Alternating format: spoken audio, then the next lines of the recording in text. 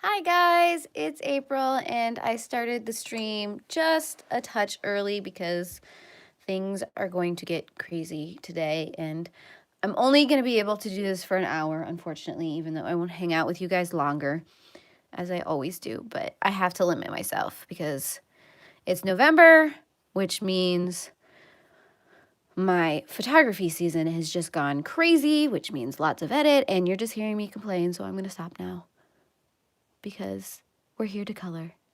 Let me just tweet this all out and then we will get started. I'm really excited about getting back to this page. Hi, Melissa. Because this one is one of those ones that every once in a while I'll just be doing something random and I'll be like, I want to finish this page. Well, April, you're pretty much the only person who's stopping you from finishing this page. Okay. So, hi, Elizabeth. I just brought the chat up, so I missed a couple of the chats come through. I did notice, as I was pulling all of this out, is that I missed a couple flowers. Whoops.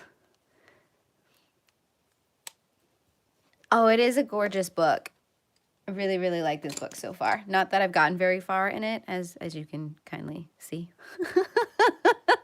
But yes, so I brought my pinks back out, which is the RV000, which is the pale purple, and then the RV02, which is the sugar almond pink. Some of my favorite pinks. All pinks are pretty much my favorite, but that's beside the point. Hi, Kimberly. I completely understand, Melissa. I am the same way.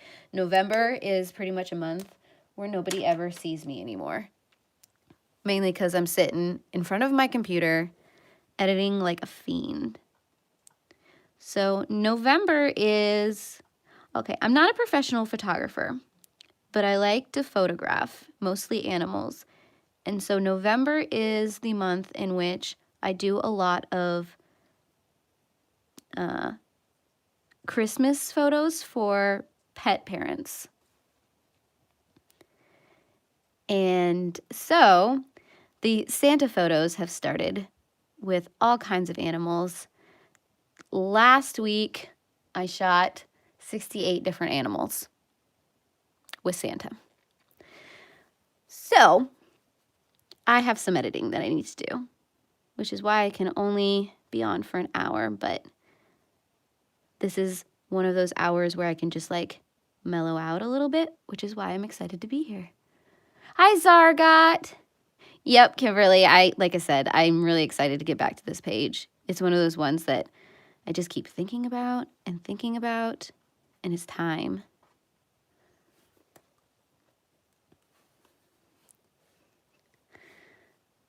So yeah, that is going to be the rest of my day. There's lots and lots of photo editing. I'm also hoping that Skyward finally shows up on my doorstep. I've been waiting all week for that book, and it has yet to come, and it's making me a little bit paranoid.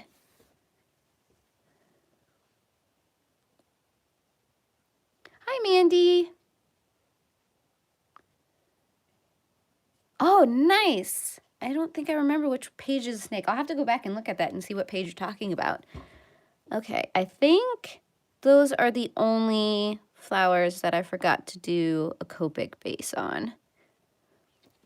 I'm not seeing any more. I'll probably see some at some point, but ooh, I got a little one. He's hiding back here. You see him? He's a little stinker.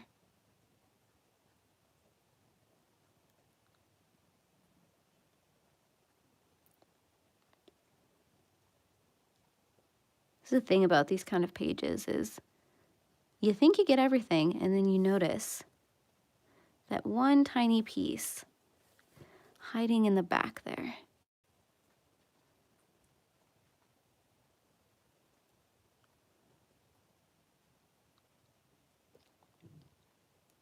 But how has everybody else's week been going?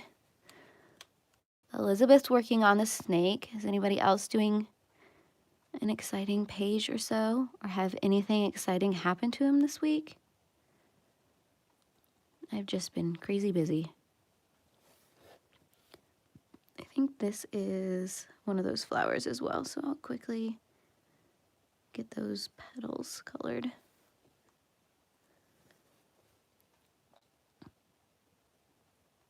Okay, he's after the stingray. Yeah, like I said, I'll have to go back and peek at that page. I think I remember what that one looks like. It's been forever since I've flipped through this page. I tend to get tunnel vision when I'm coloring, and all I remember is the page that I'm doing. And because it's usually the page I'm working on, my book opens like right to that page because I've broken the binding. Okay, I don't think I see any more. So I think I'll switch back to the colored pencils.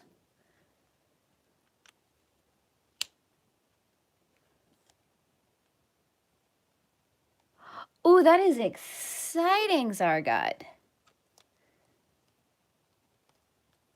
30K? That's insane and slightly overwhelming.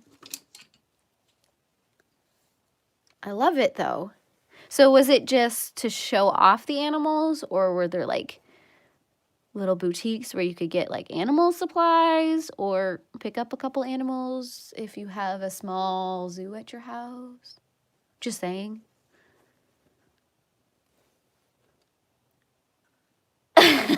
Yep, roosters are notorious for that. I would love someday in the future to have some backyard chickens to produce eggs, but we'd have to move out of the city limits for that. It's one of those things. Okay, so the colored pencils that I've got out, I've got the light yellow ochre 183 in the Polychromos.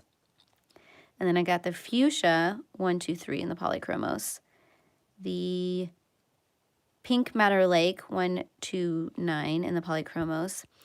And then the rose pink P11 in the Tombow Irojitens.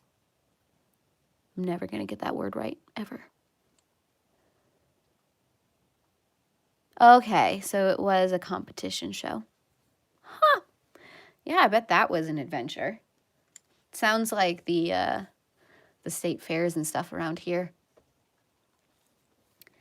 Okay, so I think I'm going to have to remember how I did this. So it's going to be a bit of a learning curve to get back in to where I was. So I believe what I did was start with the dark colors and slowly build it up.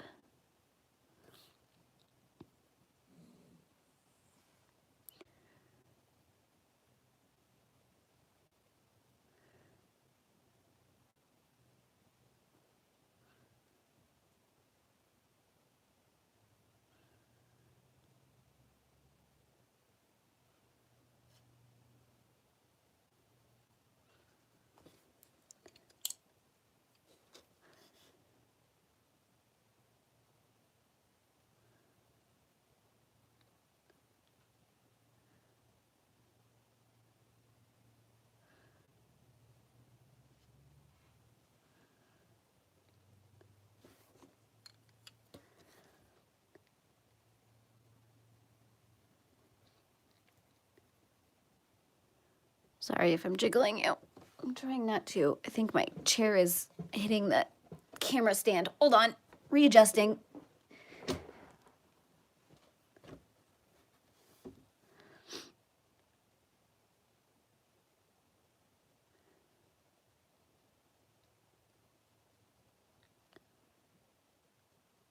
So one thing about setting a page down for a while is you got to get the feel back for it.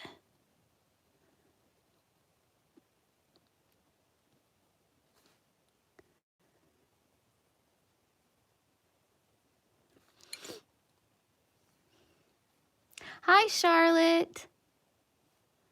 Well, thank you, Cheshire.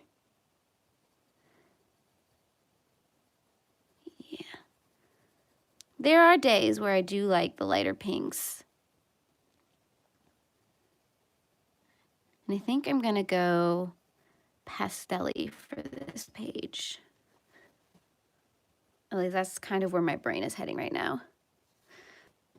Oh, thank you, Elizabeth.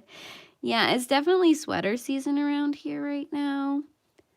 It's quite a production to get the dogs to go outside because we got to get their sweaters on, and then we got to get their jackets on, and then we got to get their snoods on. At some point, it's going to reach the point in which we have to get their leg warmers on. And all of this is to just spend like 2 minutes outside to pee.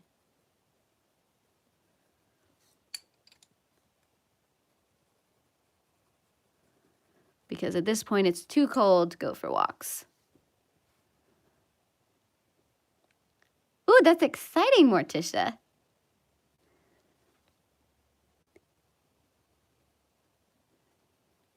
I still feel like I'm, maybe it's just all in my brain. That's okay. I'm going insane. It's fine. What am I talking about? I'm already insane.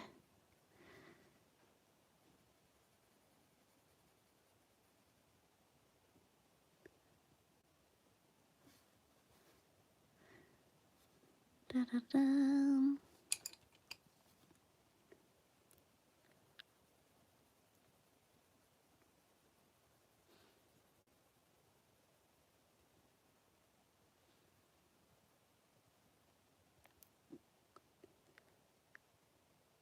Hi, Elizabeth.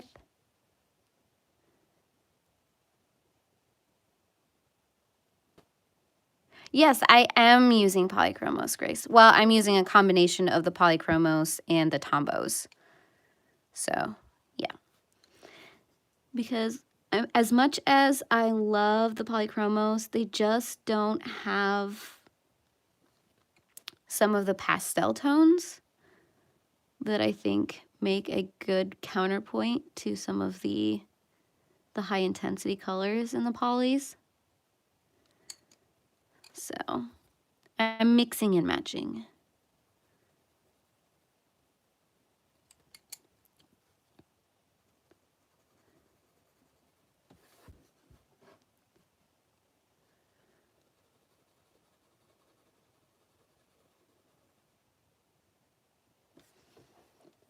No, but really, how am I shaking the camera?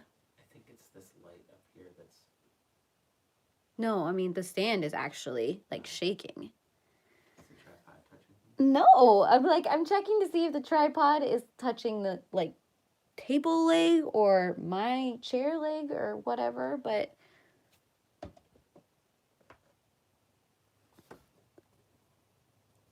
It was the power cord. Go figure. Nope, it was the power cord. The power cord touches the table, and since I'm doing small circles, it was just jiggling the camera too. Go figure.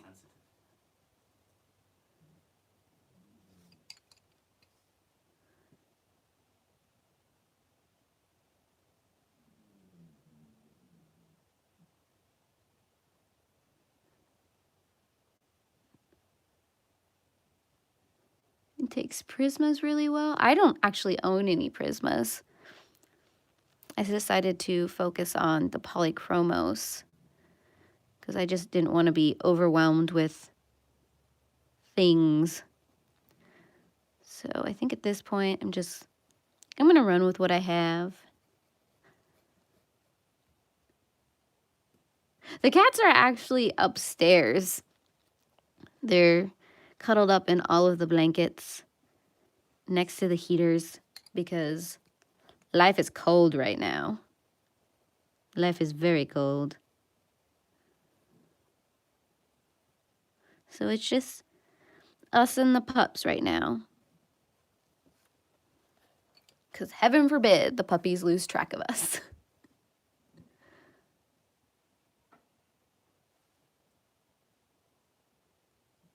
Really? I didn't... Well, I find it weird how sometimes colors get discontinued. But yeah, no, I definitely wish that there were some of the more muted tones in the polys.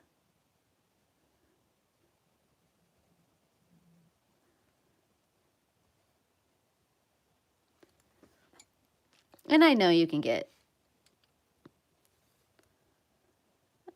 some muted colors just by doing light layers, but sometimes it's nice just to have a purposely muted tone that you can build up.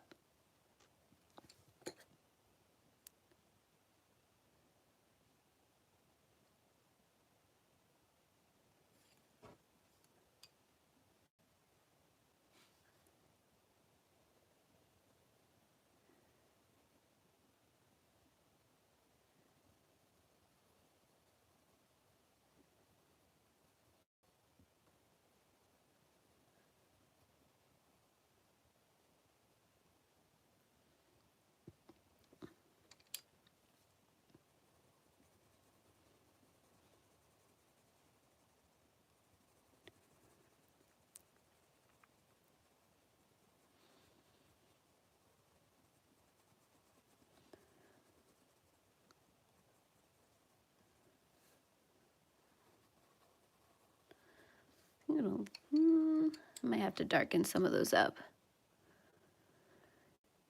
Okay, so funny story. Currently, I am not reading much of anything besides some books I have to read for work because Skyward by Brandon Sanderson came out this week and I had pre-ordered it. So I'm like, this book is going to arrive and I'm just going to sit down and I'm going to read it and it's going to be amazing because Brandon Sanderson. That was Tuesday. The book still isn't here. And I'm afraid to start something because I really want to read this book. So, did I even finish a book this week? Or did I just sit here? I feel like I finished a book. Oh my gosh. Goodness gracious. I don't even remember. Like I said, my week has just been... I don't even know.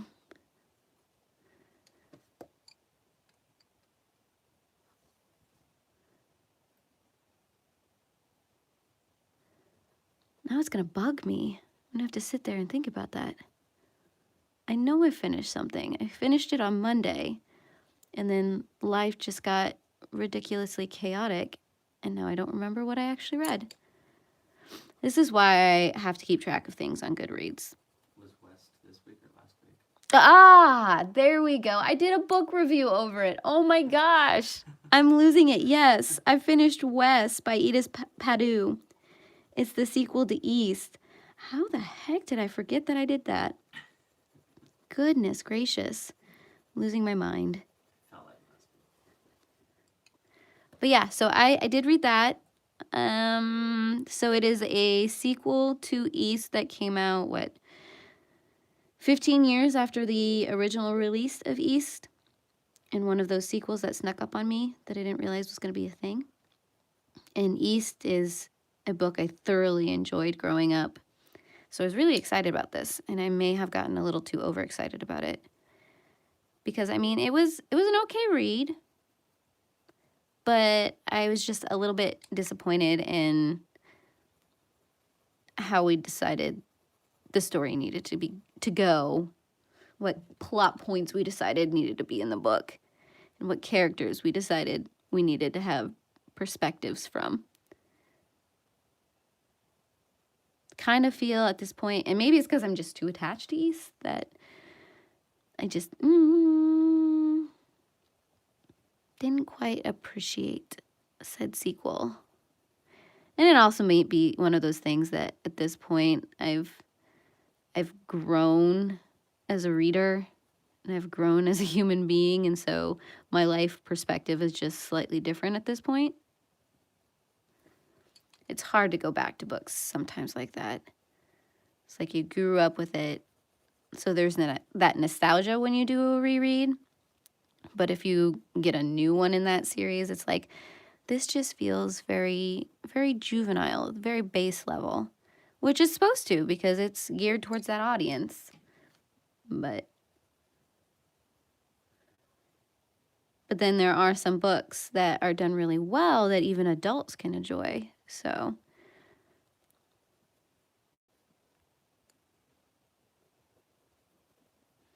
come back through and darken some of these.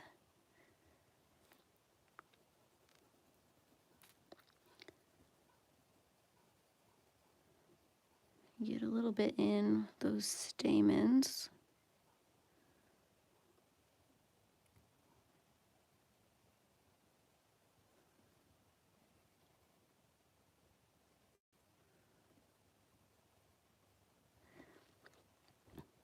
We can get those yellow to start popping.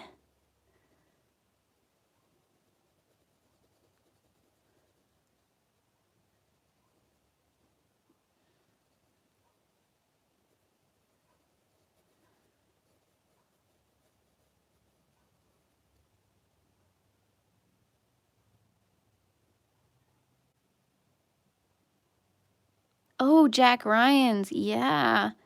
I've heard of that series. I think my dad and brother have gotten into that series. Probably both my brothers, to be honest.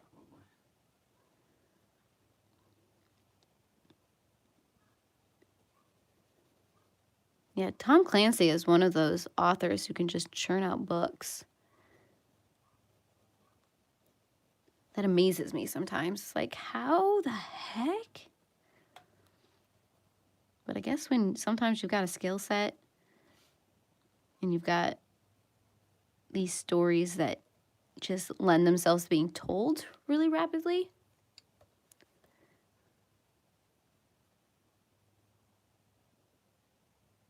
Earl and the Reluctant Lady.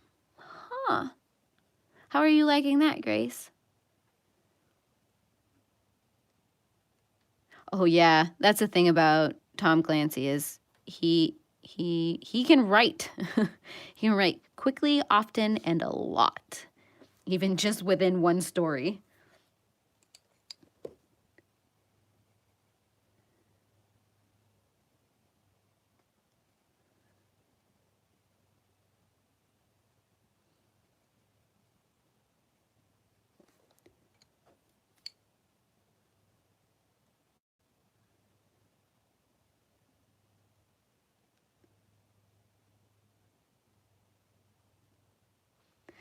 Okay, yeah, that's usually what I do too, is if I'm just feeling kind of meh about reading, is I'll go back to a favorite and I'll reread, and then, yeah, things happen. It's usually why I go back and I reread Daughter of the Forest. And sometimes I won't even pick that book up from the beginning. I'll start reading that book from the middle because I know where certain parts of the story start, and they're the parts that I really love the most. And so I'll just pick it up right there. No shame.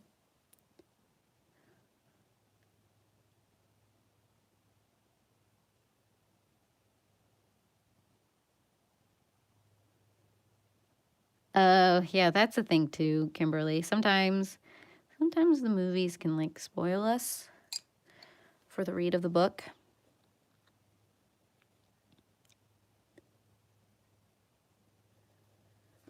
Oh, that's another book that I read, Odd Thomas. So I watched the movie forever ago when it was on Netflix for a little while. I think it was like over a year ago.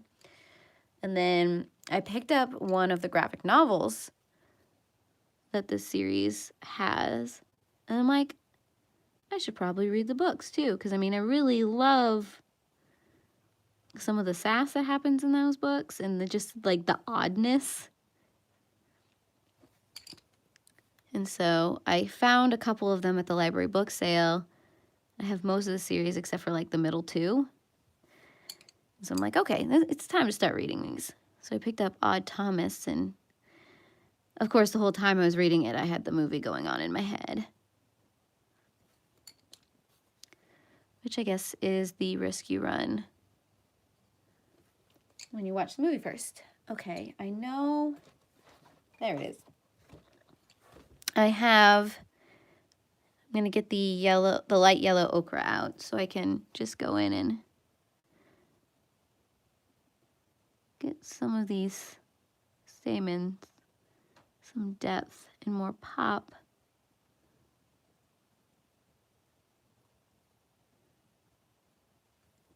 There we go. And then come in here and get some of these. There we go.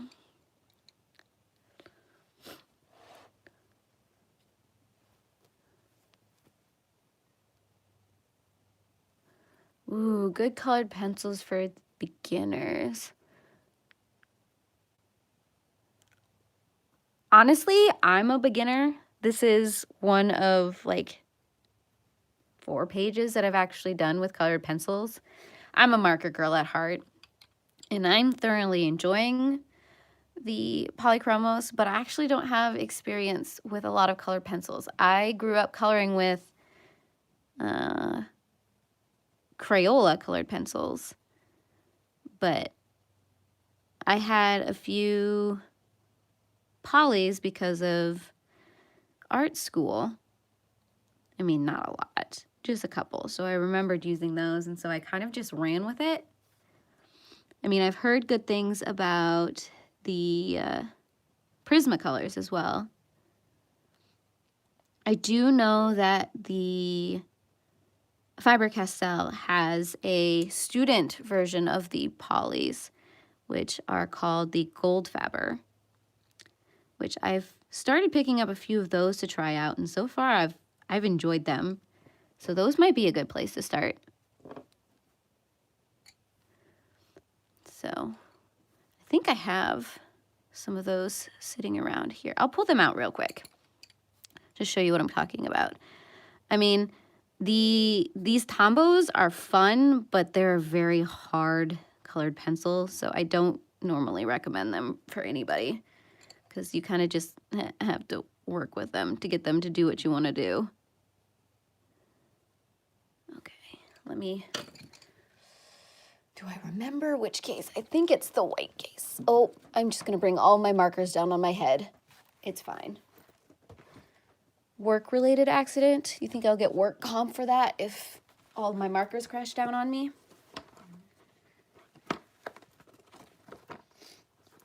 Okay, let me show you how sad this is. I've got one on this page, and then you can't even see that. But I own like 7 of these, but I'll just pull out one of these. These are the Gold Faber colored pencils by Faber-Castell. I mean, and they're not as high a grade as the polys, but they work very similar. And I have enjoyed what I have tested out with these. And they've got some of the same color range, so you can get a feel for the Faber-Castell color line. So, I don't know. Might be a good place to start. And they're relatively inexpensive compared to some of the other colored pencils. I mean, they're not as cheap as Crayola and all of that, but I like them. So I'm just kind of throwing that one out there.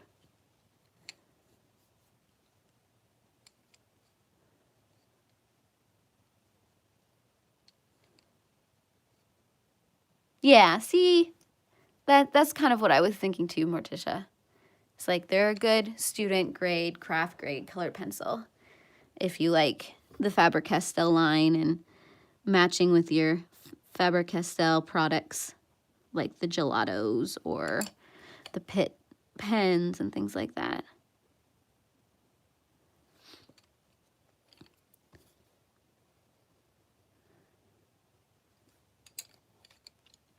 It's kind of why I like going crazy with a certain brand, is because then I can start matching colors and building out colors that way.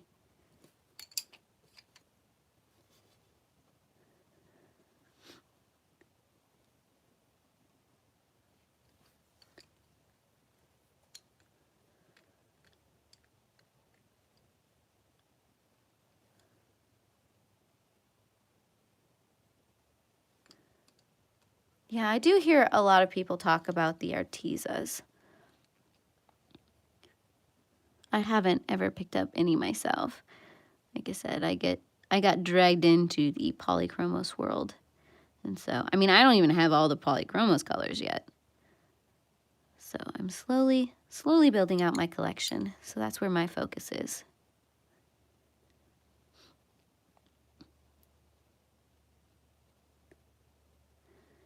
Yeah, I'm one of those people. I know sometimes I should start at the beginning of things and, you know, build up my skill set, start with stuff that I won't necessarily be like wasting my money and all that. But a lot of times when I get into hobbies like this, I'm like all in. So I'm like, okay, what is the best of the best that I can afford? And hence why I built out my Copic collection and my Poly. I mean, I've been building these up slowly. I definitely did not buy these all at once. All of my stuff I've bought in mostly open stock, 1 or 2 at a time.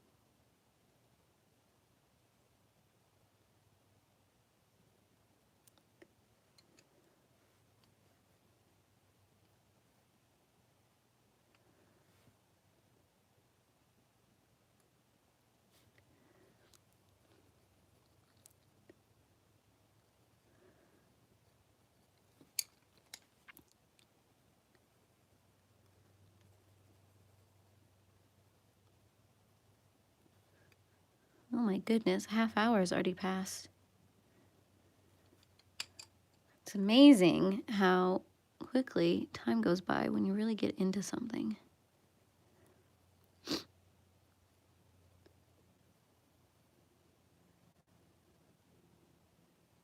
So my hope is that before the end of the year, I'll get this page done. It's probably going to take several streams because I am definitely not quick with colored pencils. Like I said, I'm still learning about colored pencils. Hi, Flower Gal. So this is going to be my project for the rest of the year. I mean, besides doing the rest of the coloring calendar that I do each month.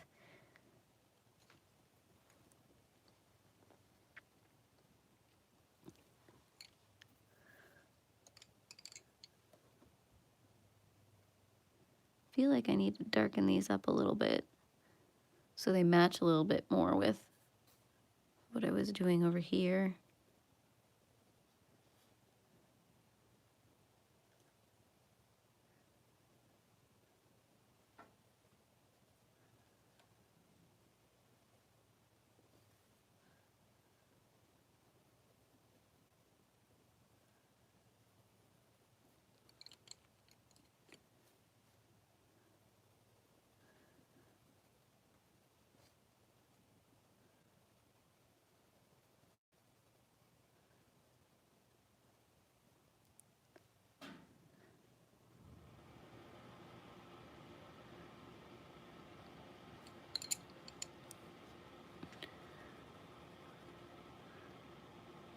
Yeah, I'm one of those colors where I tend to jump all around the page. So if I keep going back to a flower that looks like it's already done, I apologize. Because I keep thinking like, ooh, I just darken up that tone just a little bit over there. Nothing is ever done in my brain.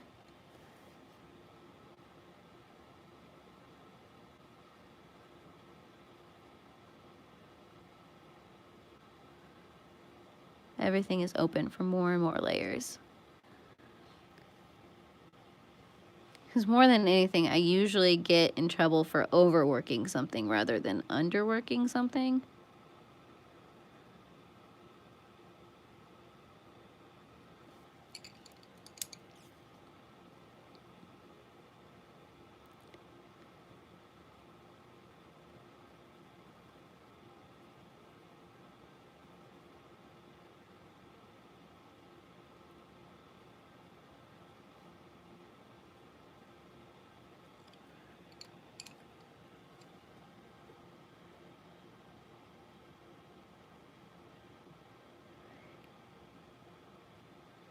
Yeah, like I said, that's kind of why my Copic collection grew slowly.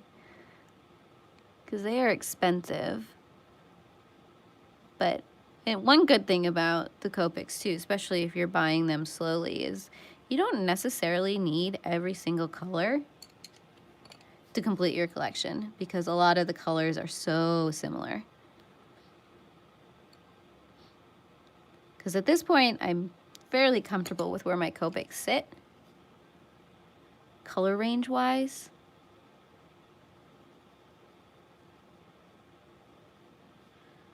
I mean, that probably won't stop me from picking some up if they find them like extremely cheap, because yes.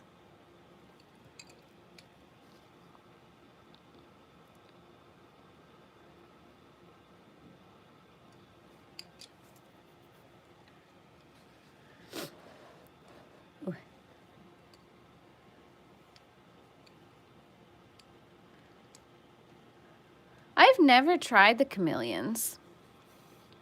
To me, in my brain, they almost... If I did get the chameleons, I'd probably use them like regular alcohol markers, because it just seems so time-consuming to do the whole flipping and counting and then coloring and hoping that you get the whole patch that you're coloring colored with that one go. And plus, like I said, I'm such a fidgety colorer that I tend to like go back and continue layering, and it's, unless you really know what you're doing with a chameleon, it's hard to get that same color back. And you can never really just color anything with the mid-tone colors, because that mid-tone just lasts for such a short period of time. And so they feel a little bit gimmicky for me. But I mean, I'm sure they're really wonderful markers to work with. So yeah, if I did end up with any chameleons for whatever reason, I'd probably just use them like I use a Copic and layer them myself.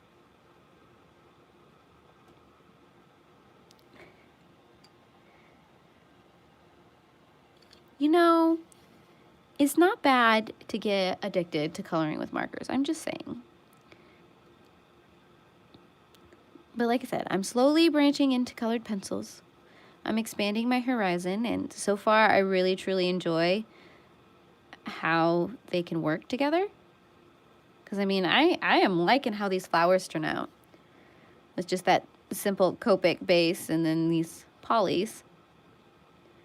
It's definitely something that I wouldn't be able to achieve with just Copics alone.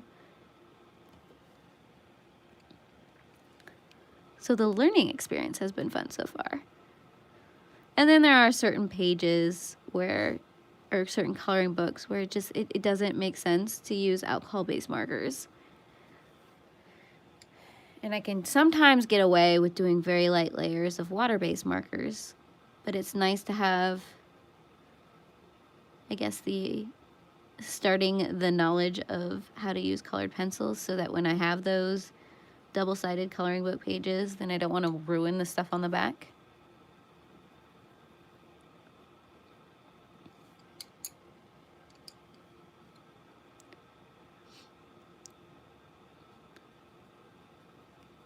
We're just helping each other learn different medias. You know? I think by the very nature of the fact that we see someone else use something and we get excited about it, that really keeps, you know, our passion for coloring, which I think is great. So I thank all of you guys who help me see new media.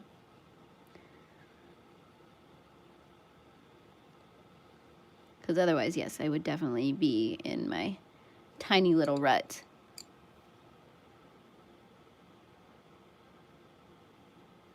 Which isn't bad in itself. I just love learning new things. I think it's just part of my personality. I'm like, ooh, I want to try that.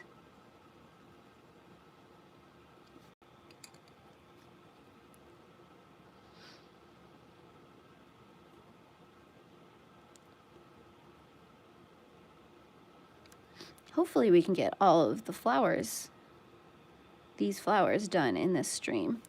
And maybe we'll move on to some of the leaves on the next.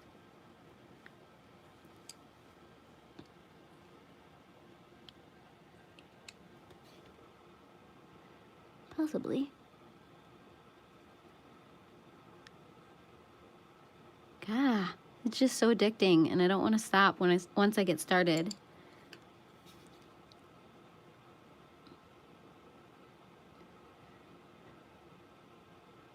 Like I said, I am so glad that you guys enjoy watching me do this, because you guys are my excuse to just stop everything and just color.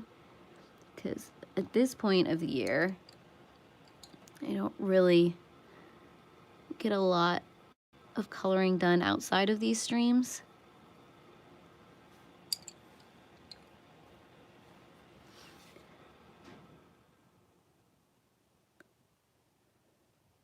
Oh, thank you, Shay.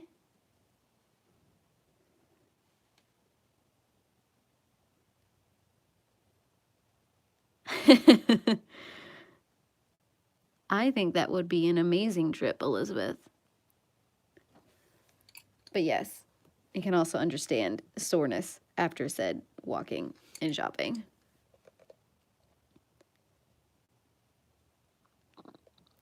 You are extremely fast, Grace. You are very good at just laying that color down. That and knowing what colors you want to use. Very good at just like deciding and going with it, which I think is awesome.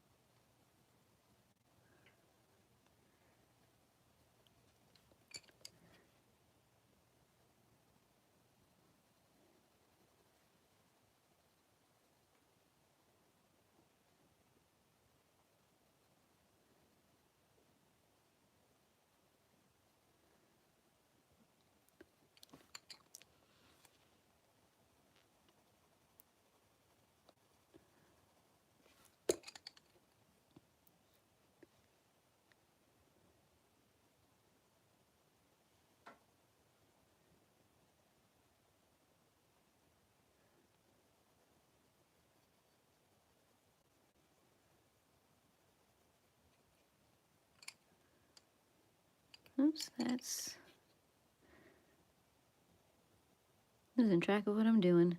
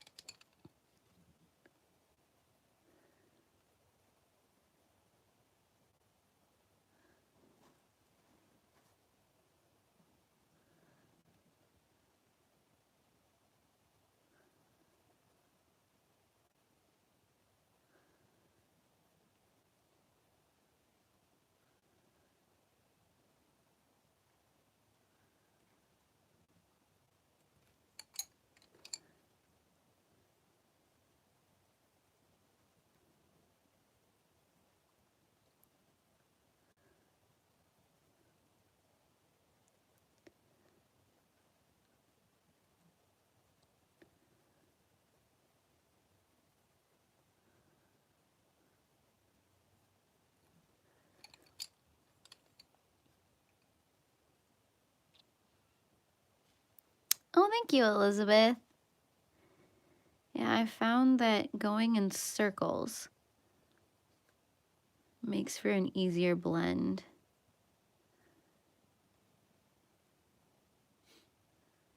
Can't remember who I picked that up from.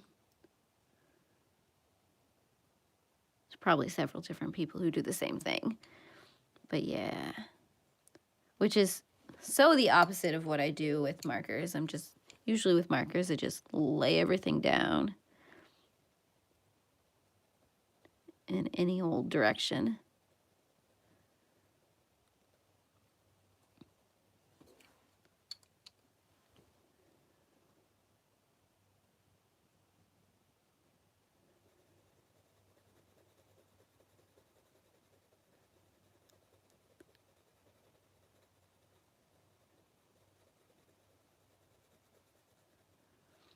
I have a question for all of you. So this is something that's kind of been bugging me recently. But how many of you, if you've got a computer, if you've got a PC, how many of you still have CD drives on your computer? Or still use CDs in general? Because it's one of those things that I think I need to slowly phase out of when I'm giving photos to people. But at the same time, USBs are so expensive still. And you can't just buy small USB sticks. You have to go like several gigs.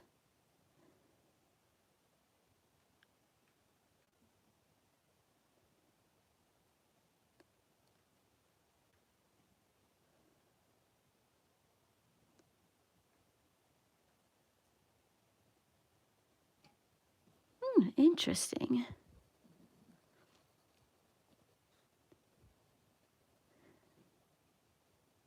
Because yeah, that's my struggle with some of the new Apples, is whenever I have to upgrade my Mac, you know, they pulled the CD drives out of a lot of my Macs. So it's hard for me to burn CDs now without buying external equipment.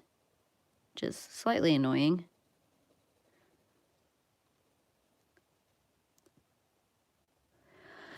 Well, see, that's a possibility, but it's also one of those things that the way I have to give the photos over, I don't want everybody to see everybody else's photos. And so I'd have to give out like individual links to 50 different people all in one go. And a lot of this is for volunteer work. It definitely is a possibility, and it is something that I have seriously thought about. I'm just trying to think of all the implications, and then whether or not some of these people actually have a way to get the photos off of the internet so that they can go print them at CVS or Walgreens or whatever. Because some of the people that I have to shoot photos with aren't necessarily as technically inclined as we are on here. They don't necessarily use the computer a whole lot. So that I'm struggling with that a little bit. Right. And I completely understand things like online services and all that kind of stuff. But like I said, a lot of them, they don't mess with the internet that often.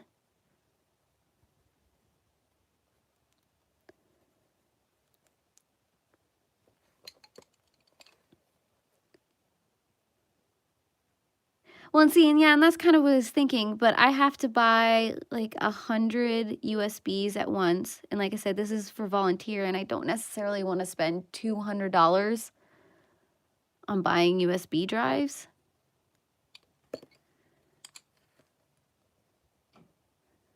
But at some point I might just, you know, decide that it's totally worth it and just take that plunge.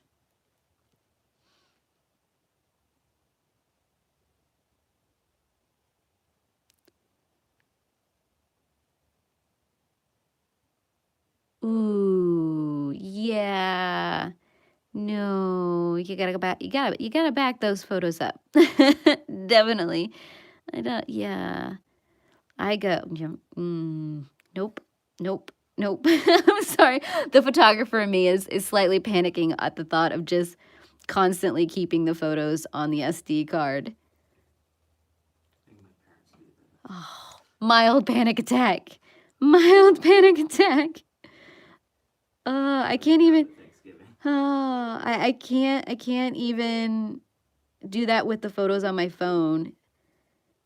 It's like I have to back them up. I have to, if they're ones that I think are worthy of keeping, of course they go on like Facebook or Instagram, and yeah. No. Oh, ooh, yep.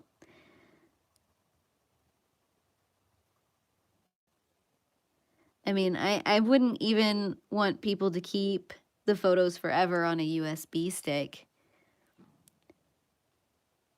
But at the same time, I don't want to sit there and keep their photos forever for them either. I don't have the space capacity for that. But I mean, to be fair, we do also give them print copies too.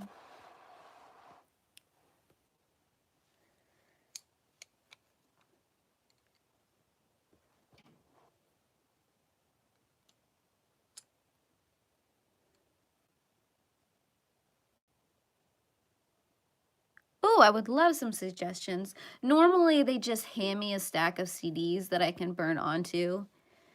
I've never actually paid for the CDs that I burn, because like I said, it's mostly volunteer work, and so. But at the same time, it's like I kind of want to move away from CDs because okay, I have 50 CDs, 51 if you count the master CD to print from, that I need to burn all in one go. And that's only for one night. And I do this multiple nights. And so it will take me hours to burn all of these. I mean, I'm usually sitting there listening to an audiobook, like pulling a CD in, pulling a CD out.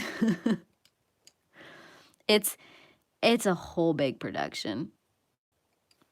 So I'm always looking to try and improve how I do my stuff.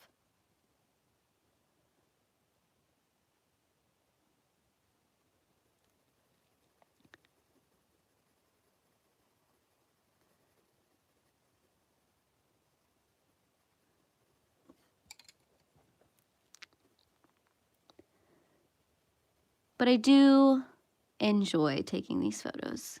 Don't get me wrong.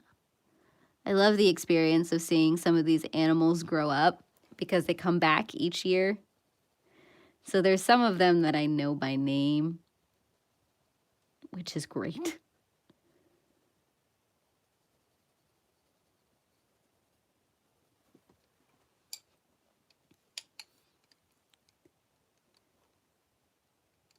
Ooh, nice, Elizabeth.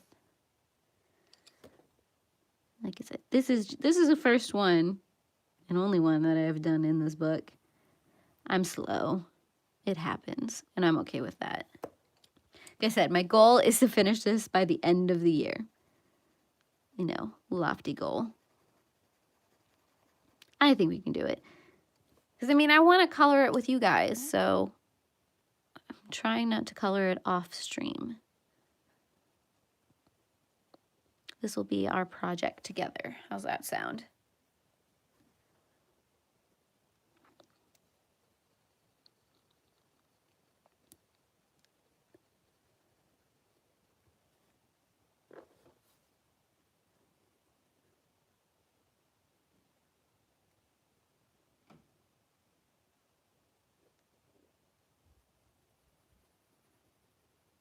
Well, I'm glad you find me soothing.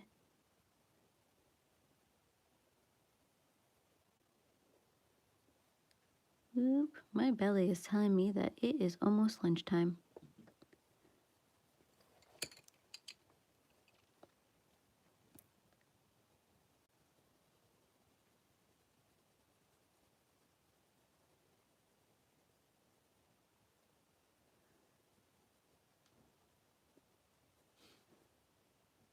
Might have gone too dark too quickly with that one.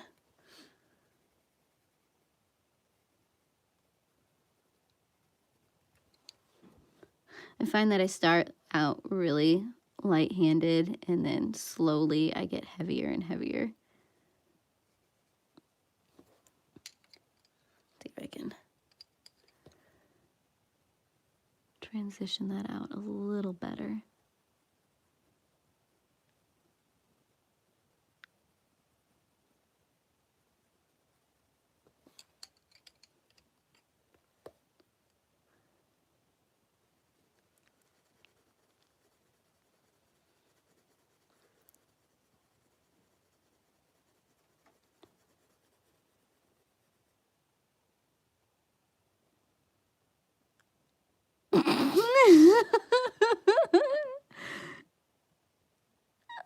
That is hilarious. Oh, yeah. Yeah, I could see how it could be named that. I'm gonna think that every time I look at this book now. I thank you for that. Oh, that is hilarious. I think I'm gonna keep this page very like pastel-like and very soft. So I'm thinking about doing the cat a whitish cream color. I think that would go very well. I don't know how I'm gonna do that, honestly. I have no stinking idea. And it might mean that I have to give this page some kind of background so you can still actually see the cat, which terrifies me to no end.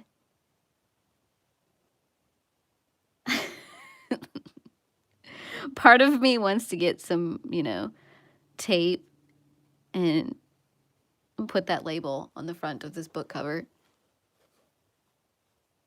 because that is absolutely amazing.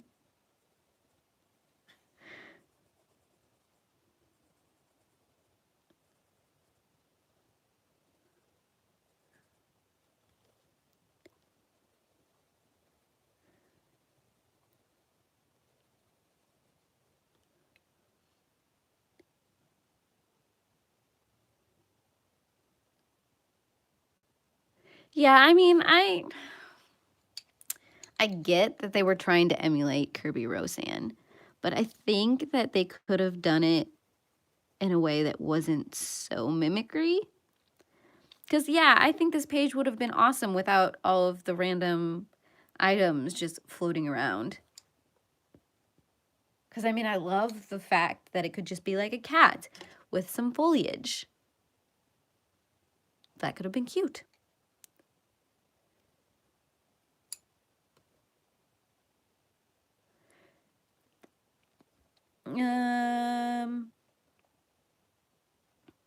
Yep, that's butter. That is just a random thing of butter just hanging out. Like I said, I don't understand the random items. I know they tried to set this book up as like a seek and find kind of deal, but I don't know. I think maybe yeah.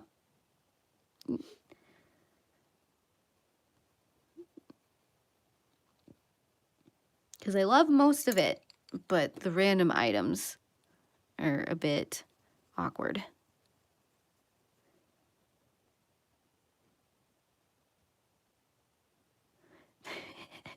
Yeah. If it had been themed, maybe. I don't know. Yep, because we've got a whole bunch of like baking supplies, a random Band-Aid, a pumpkin, a funnel. I think that's a tea bag over there. So I don't know. I might end up coloring all of those the same color instead of trying to make them realistic. Just to try and make it cohesive somehow.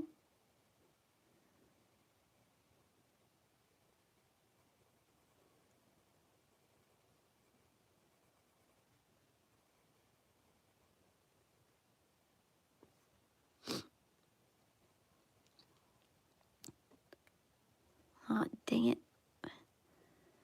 We're hitting the hour, aren't we?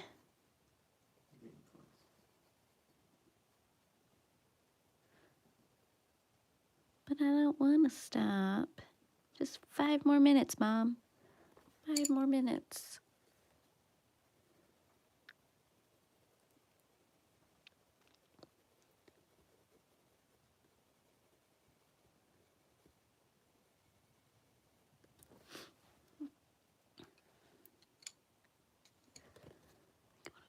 This up a little bit more.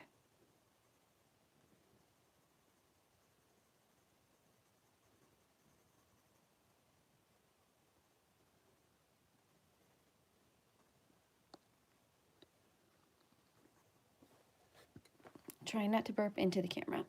I apologize if I do, because I'm classy like that.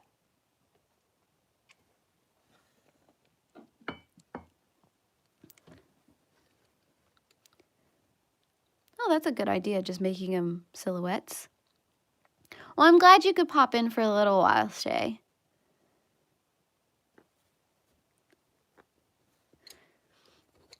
Yeah, there is just like literally no shame in this household. If you gotta burp, just burp.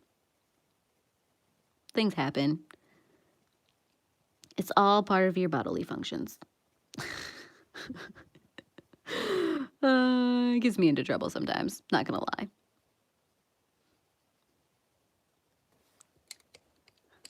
It's my own home, right? I can make up the rules.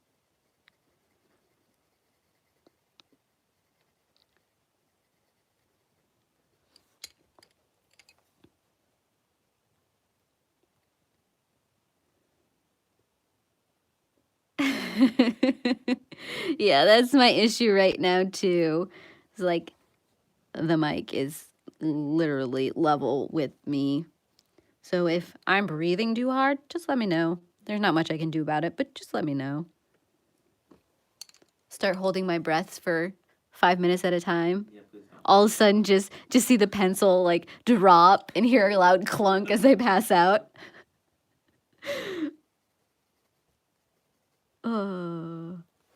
Oops.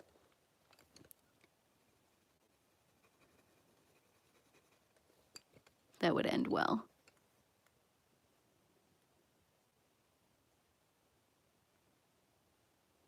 Hi, Nick and Tina. Bless you. Thank you. I don't know if you guys heard that sneeze, but my husband sneezed, so I just randomly said bless you. I'm sorry, I do not use that as a normal greeting. I mean, I could. It might be a little weird, but we're all weird here, right?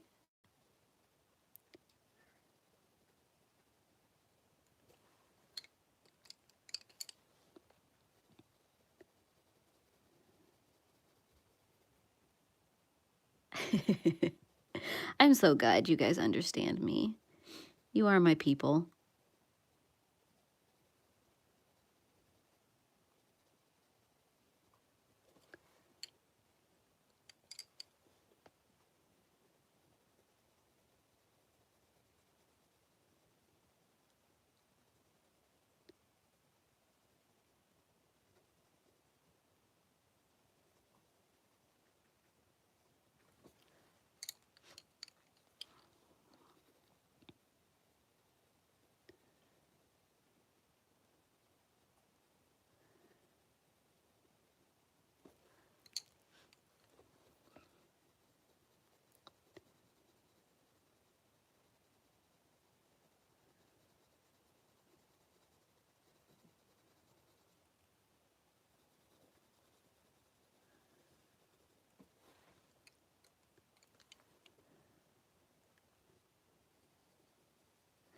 You know what? I told you guys that I was only going to color for an hour, but I literally have just these flowers left to do.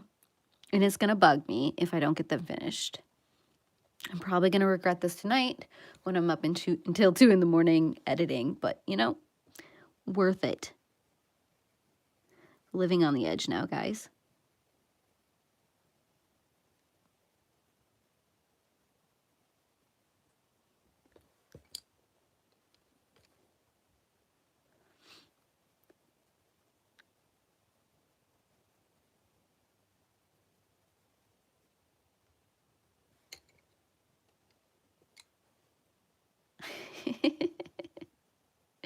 I'm glad somebody's excited about editing. It shouldn't be a bad edit. I think I shot fairly well, so it just should be selecting which photos and then cropping them down. I don't think I have to do a lot of color correcting. I might have to lighten some of them up so you can see some of the darker animals in their faces.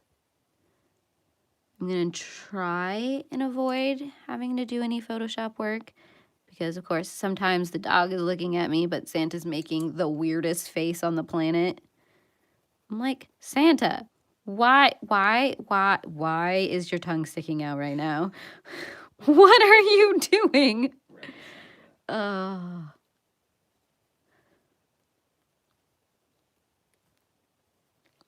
Then sometimes some of the shoots you have like 5 different animals in the shot at once.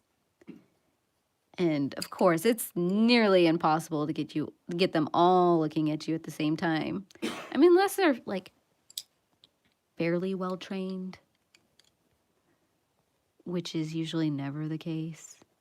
Because I don't know if you guys have tried to make a cat look at you while he's in a brand new location and sitting on some strange guy's lap. They don't quite respond to squeaky toys the same way a dog will. I'm just saying.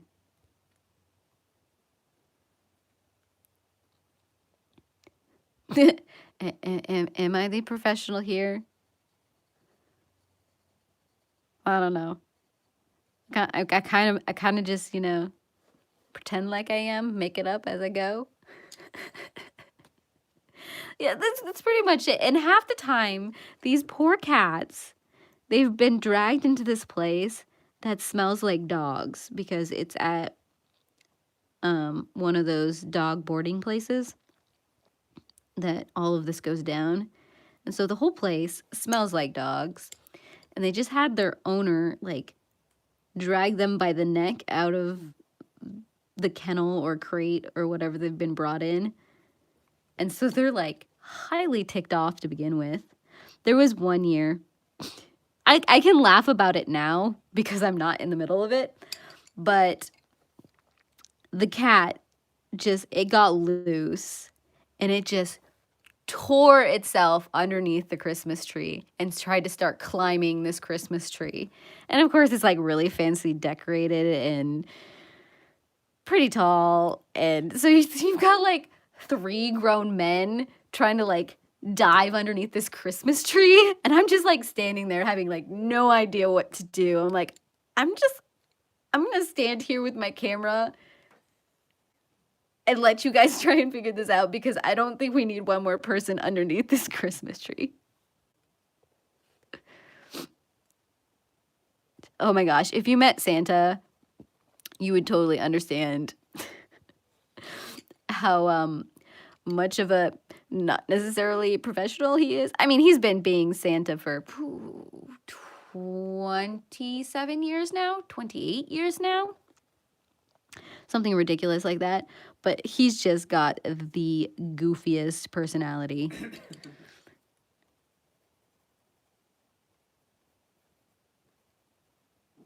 And he has absolutely no shame. None.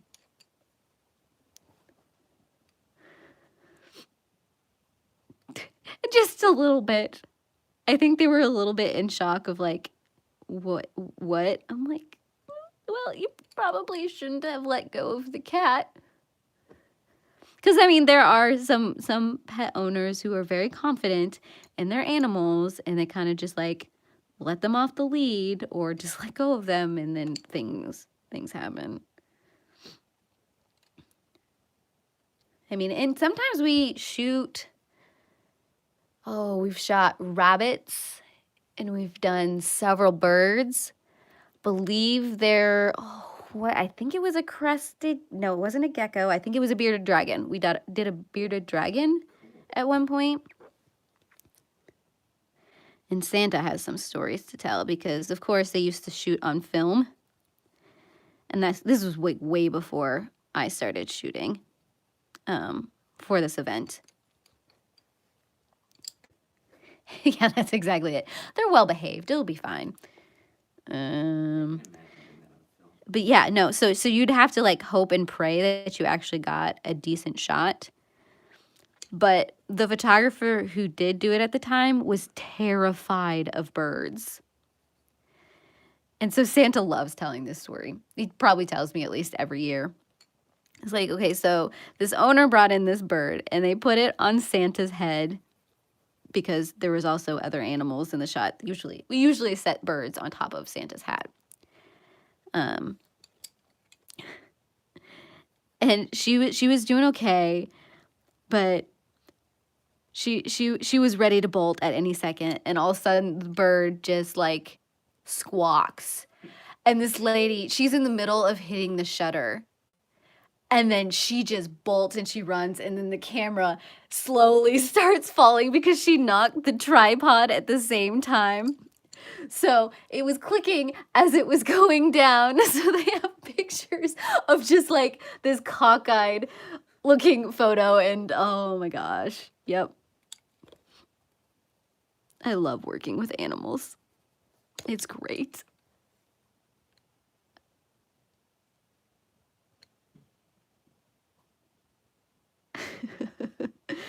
Oh, the personalities on animals sometimes. Well, and then it's kind of funny too because these dogs, they have all of the same reactions to Santa as little kids do.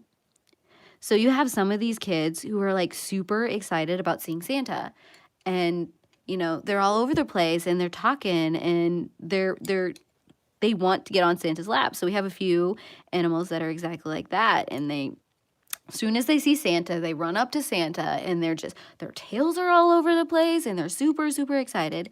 And then you have some of these, usually, I mean, besides the cats are just a league of their own, but these dogs, they're literally terrified of Santa. They close in on themselves. And you can tell these ones in the photographs because Santa's like leaning down with the dogs and he's got a hold of their collar so that they can't bolt and whatnot. But the dogs are trying to lean as far away as possible from Santa because they're like, I don't know who you are. You've got this weird facial hair thing going on. No.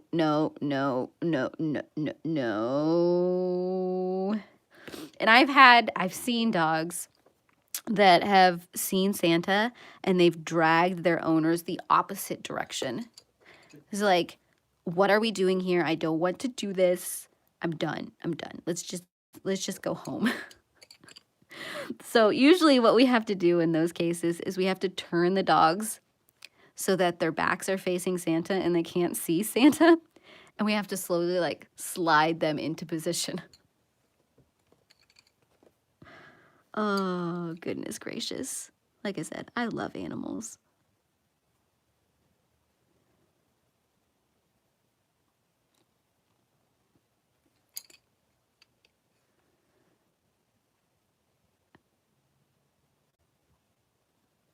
So yeah, those are the few of my stories of my yearly Santa shoots.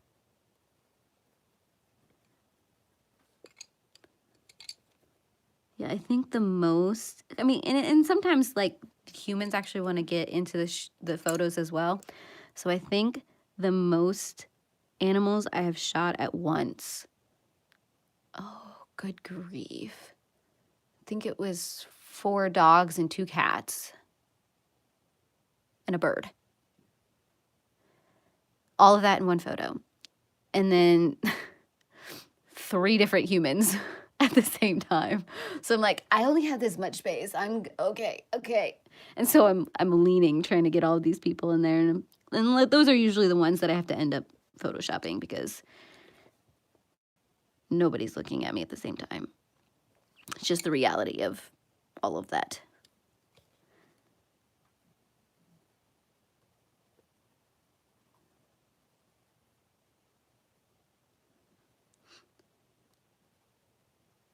And I was supposed to shoot some miniature horses on Friday, but they decided not to come.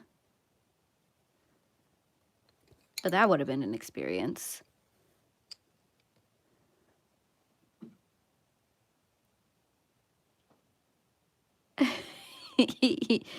Yeah. I have become very good at swapping out faces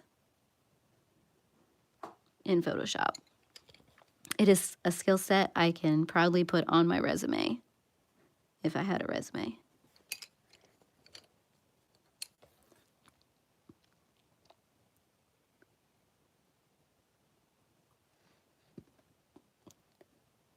Okay, I think that